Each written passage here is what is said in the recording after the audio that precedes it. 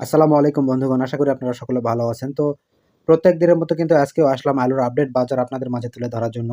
তো যারা পেজে নতুন অবশ্যই পেজটি ফলো দিবেন। পেজটিতে কিন্তু প্রত্যেকদিন আলুর আপডেট বাজার তুলে ধরা হয়। যেটা কৃষক পর্যায়ে বেচাকেনা হয়, যে টাকাটা কৃষক পায় প্রতি মনে, সেটাই কিন্তু এখানে তুলে ধরা হয়।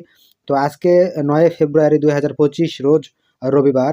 তো আজকের আলুর আপডেট বাজার হচ্ছে সাদা যেটা ডায়মন্ড, এটার বাজার কিন্তু আজকে কিছুটা বৃদ্ধি পেয়েছে।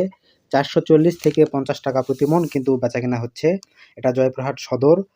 তো লাল যে আলু আ স্টিক, এটার বাজারও কিন্তু আজকে একটু বৃদ্ধি পেয়েছে। এটা কিন্তু আজকে ৩৯০ থেকে ৪০০ টাকা প্রতি মন বেচাকেনা হচ্ছে। আর লাল আরেকটা জাত ১২ এবং ফ্রেশ, এটা কিন্তু বেচাকেনা হচ্ছে ৩৪০ থেকে ৫০ টাকা প্রতি মন। তো এটাই হচ্ছে আজকের আলুর সর্বশেষ বাজার। আর আলুর দাম কিন্তু বৃদ্ধি পাচ্ছে ১০ টাকা, ১৫ টাকা, ২০ টাকা প্রতিদিন। তো যেটা থেকে